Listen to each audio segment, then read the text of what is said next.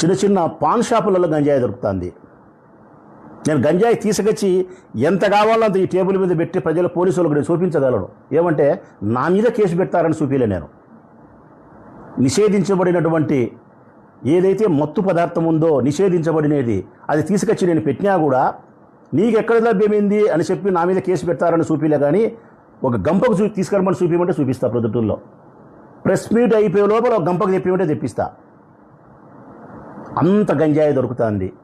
ప్రొద్దుటూరు నియోజకవర్గంలోని యువత నిర్వీర్యమైపోతున్నారు. ఓ తల్లిదండ్రులారా, బెల్ట్ షాపులు అనే పదానికి కూడా దాటిపోయినారు. బెల్ట్ షాప్ అంటే కనీసం ఏదో గ్రామంలో ఒక షాప్, ఇప్పుడు అట్లా కూడా కాదు. కూలింగ్ షాపులలో, టీ బంకులలో కూడా బీర్లు పెట్టి మందు పెట్టి పబ్లిక్గా పచ్చిగా ఒక్కొక్క బాటిల్ మీద 20 రూపాయలు 30 రూపాయలకు ఎక్కువ ఆడికి పేద ప్రజలు భరిస్తున్నారు.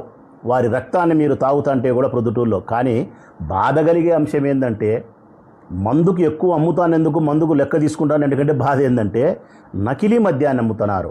చిట్ట చివరకు గంజాయి ఆ పరిస్థితికి వచ్చిందంటే చిన్న చిన్న పాన్ షాపులలో గంజాయి దొరుకుతుంది.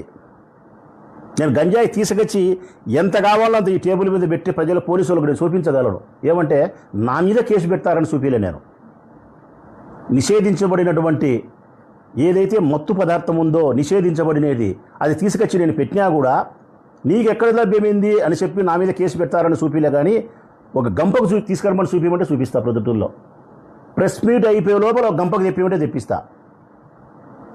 అంత గంజాయి దొరుకుతుంది.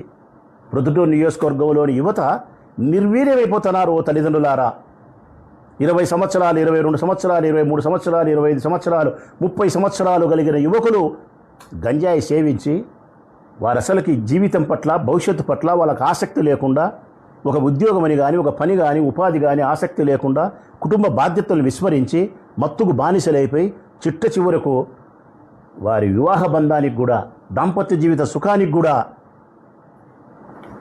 వైకల్యమే.